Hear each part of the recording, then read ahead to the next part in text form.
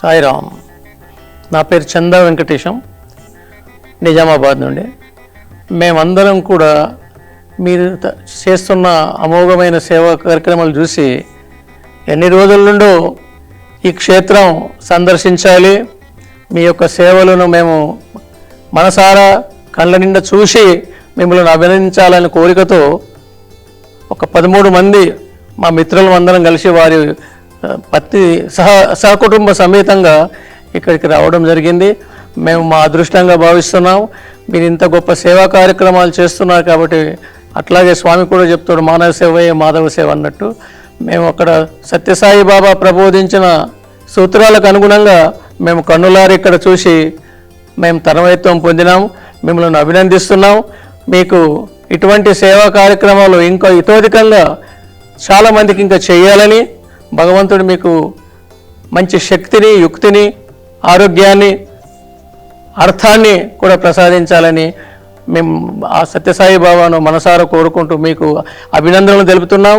వీటి సేవా కార్యక్రమంలో మీరు కూడా సేవలు చేస్తున్నారు కాబట్టి మీ యొక్క సేవలు, మీ యొక్క ఆత్మలు కూడా పునీతులు అవుతున్నాయని మేము భావిస్తున్నాం.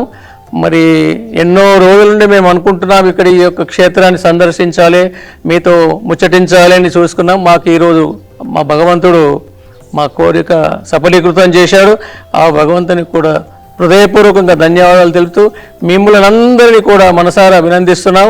ఇట్లాగే మీరు చిరకాలం కూడా ఇటువంటి సేవా కార్యక్రమం నిమగ్నులు కావాలని, భగవంతుని యొక్క ఆశీస్సులు దండిండిగా మీరు పొందాలని మీ తరఫున భగవంతుని కూడా నేను మనసారా ప్రార్థిస్తున్నాను. సాయిరా.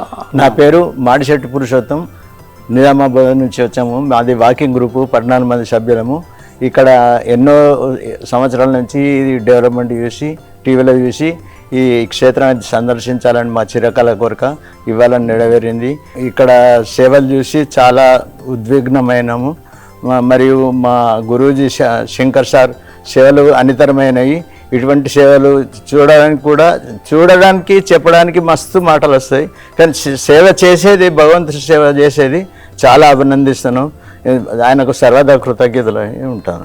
అమ్మా నాన్న అనాథాశ్రమంలో జీవిస్తున్న దిక్కులేని అభాగ్యులకు ఒక్కపూట అన్నదానం చేసి పరమేశ్వరుడి పరిపూర్ణ అనుగ్రహానికి పాత్రులు కండి. మీరు రాలేని పక్షంలో మీ సాయం పంపిస్తే శివాలయంలో పూజలు చేసి మీ పేరుపై అభాగ్యుల ఆకలి తీర్చడం ద్వారా జన్మ జన్మల పుణ్య ఫలాలు పొందండి.